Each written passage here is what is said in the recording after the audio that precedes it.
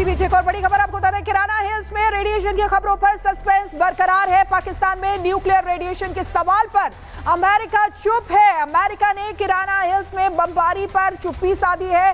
सवाल पर अमेरिकी विदेश विभाग ने साफ जवाब कोई भी नहीं दिया। किराना हिल्स में जो रेडिएशन की खबरें आ रही हैं उस पर सस्पेंस अभी भी बरकरार नजर आ रहा है। और इसीलिए आपको बता दें कि न्यूक्लियर रेडिएशन को लेकर जब अमेरिका से सवाल किया गया तो उस पर अमेरिका ने चुप्पी साध ली है।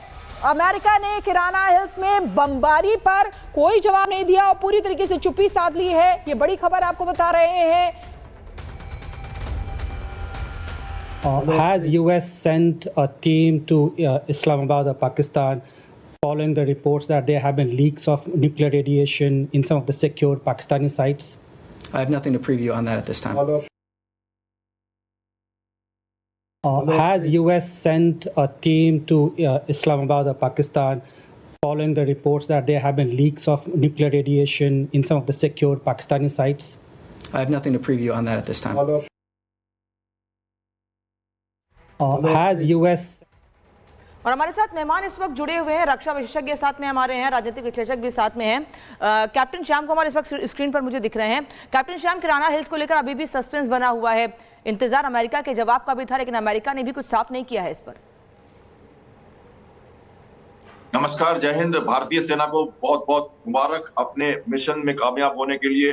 मिशन के साथ साथ जो मिलिट्री की साइट्स होती है, जो सरगोदा बेस पे हमने अटैक किया है और स्काई फोर्स हमने बनाई है। पूरे भारत को पता है कि सरगोदा बेस उनका इंपॉर्टेंट है। इसके आसपास उनके न्यूक्लियर इंस्टॉलेशन है। यहाँ पे F-16 एयरक्राफ्ट है जो न्यूक्लियर बॉम्ब ले जाने के लिए कैपेबल है।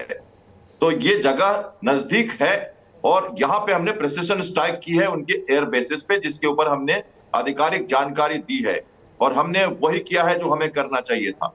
अब ये इनका आंतरिक मामला है कि इनकी रेडिएशन हुई है या क्या हुआ है और क्यों हुआ है। हमारा टारगेट आपके इंफ्रास्ट्रक्चर फैसिलिटीज को इसलिए तबाह करना था जो कि रनवे और एयर बेसेस और बंकर्स जो हमने ऑफिशियली बताए आपको, चाहे वो नूर खान हो, रहीम यार खान हो, चाहे चकलाला हो, चाहे वो सरगोदा हो, यो बुरेदी हो, ये हमने बता दिया आपको कि हमने कहाँ अटैक किया है। और हमने वही अटैक किया है जहां हमें लगी जरूरत, क्योंकि आपने हमारे एयर बेसेस पे, हमारे विलेजर्स पे, हमारे नागरिकों पे, इंफ्रास्ट्रक्चर पे, रडार पे, एयर डिफेंस पे प्रहार किया था जो हम नहीं चाहते थे। आपने एक्सकेलेट किया, हमने उसका जवाब भरपूर दिया। और अब आपको पता हो कि आपके अंदर से ही बहुत सारी आग सुलग रही है। बहुत सारे लोग हैं जो नहीं चाहते कि भारत से आप लड़े। पाकिस्तान की सेना के अगेंस्ट में बहुत लोग खड़े हैं। तो ये सबका गुबार है, आप उसको संवारिए, ठीक करिए और गलत हाथों में पड़ने नहीं दीजिए। ये मैसेज ज्यादा जरूरी है समझना। अभी देश और विश्व के लिए ये जरूरी है, पाकिस्तान और विश्व के लिए भी खतरा है। बिल्कुल, ये जो न्यूक्लियर आर्सेनल है ये गलत हाथों में पड़ गए तो मुश्किल होने वाली है। लेकिन बड़ा सवाल तो ये खड़ा करता है ना कि अमेरिका ने आखिर चुप्पी क्यों साध रखी है। हमारे साथ डिफेंस एक्सपर्ट राम कुमार जी भी हैं, उनके पास जाना चाहेंगे। राम कुमार जी, इसको लेकर आपका क्या एनालिसिस है? किराना हिल्स को लेकर अमेरिका ने चुप्पी क्यों साध रखी है? देखिए, किराना हिल्स पे और जो वहां पे हमला किया गया या आजू बाजू में टारगेट किया, किराना हिल्स को ध्वस्त नहीं किया गया। उसके टारगेट से कुछ लीकेज की संभावना जताई गई है, लेकिन अमेरिका या चाइना भारत के इस आकाश सुदर्शन S-64 या हमारा हैपर मोबाइल पर क्यों जांच नहीं, सही बात क्यों नहीं बता पा रहा है कि हमारा खुद का नेविगेशन है, जीपीआरएस हमारा खुद का है। जैसे कि अमेरिका का F-16 है तो उसकी जीपीआरएस अमेरिका को मालूम है, चाइना की FC-17 है तो उसकी जीपीआरएस चाइना के पास है। लेकिन भारत में हमारे भारत के सैन्य, चारों सैन्य और जासूसों ने जासूसी पक्की की और उसके बाद जो हमारा जो नेविगेशन खुद का है, इसीलिए दुनिया को पता नहीं लग पाया कि क्या टारगेट भारत कर रहा है और क्या टारगेट करने वाला है। ये मुख्य वजह है जो हमारी हर कोई पहल को या हमारी सेना की कोई कार्रवाई को कोई भी वर्ल्ड के लोग जांच या देख नहीं पाए। वापस लौट रहे हैं। कर्नल राठौर भी इस वक्त हमारे साथ जुड़े हैं। कर्नल राठौर, लगातार पाकिस्तान की ओर से कहा गया कि भारत ने किराना हिल्स को निशाना बनाया, लेकिन सेना ने भी अपनी प्रेस कॉन्फ्रेंस में साफ कर दिया कि किराना हिल्स पर कोई भी टारगेट नहीं किया गया था, कोई भी हमला नहीं किया गया था। लेकिन जो बात पाकिस्तान की ओर से कही जा रही है, अब आने वाले समय में इसका क्या असर पड़ेगा? क्या कोई बदलाव, क्या कुछ देख रहे हैं इस पर आगे आप? देखिए, ये किराना हिल्स नहीं रह गई, अब ये किराना स्टोर हो गया है। और किराना स्टोर आप समझती हैं क्या होता है। आज वहां पर दुकान खुल गई है रेडिएशन की, और ये पाकिस्तान की चालाकी थी जो उसको भारी पड़ी। पाकिस्तान ने किराना हिल्स का लिस्ट नहीं दी थी कि यहाँ इसके न्यूक्लियर स्टोर है या न्यूक्लियर साइट्स है, और भारत ने इसीलिए इसको टारगेट किया।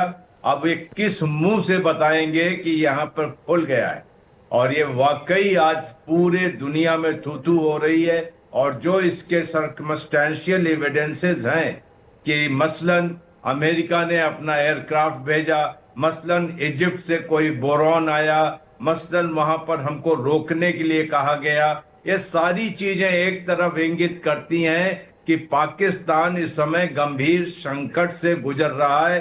2-4 दिन और आप रुक जाइए, ये पाकिस्तानी खुद बताएंगे कि यहाँ रेडिएशन हो गया है और लोग मर रहे हैं, क्योंकि पाकिस्तान की मेडिकल फैसिलिटी रेडिएशन का इलाज करने में या रेडिएशन को रोकने मैनेज करने में अक्षम है। और ये अभी सामने खुद पाकिस्तान बताएगा। जैसे कमर चीमा आज बोल रहे हैं खुलकर कि ये उनके साथ हमने किया, अभी किराना हिल्स की भी सच्चाई अपने आप पाकिस्तान खुद बताएगा। बिल्कुल सर, हमारे साथ कैप्टन श्याम कुमार हमारे साथ लगातार बने हुए हैं, उनके पास जाना चाहेंगे। कैप्टन श्याम, जिस तरीके से सर भी अभी बोल रहे हैं कि पाकिस्तान इस पर बेनकाब हो गया है, यानी कि पहले उसने बताया ही नहीं था, अब उसकी मजबूरी हो जाएगी कि उसको एक्सेप्ट करना पड़ेगा। देखिए, उन्होंने नहीं बताया या कैसे, लेकिन भारत की जो आइडेंटिफिकेशन थी टारगेट, जो हमारी खुफिया एजेंसियों, जैसे भारत के खुफिया 8 बजे की जो प्रधानमंत्री की घोषणा थी, उसमें उन्होंने सेनाओं को, खुफिया एजेंसियों को और वैज्ञानिकों को, तीनों को बहुत अच्छे से उन्होंने मुबारकबाद दिया था। तो आप समझ सकते हैं कि हमारी जो टारगेटिंग थी, हमारी जो खुफिया एजेंसीज थी, हमने जो प्रिसिशन स्ट्राइक का प्लान बनाया था, उसमें हमने अपनी जगह सब रखी हुई थी।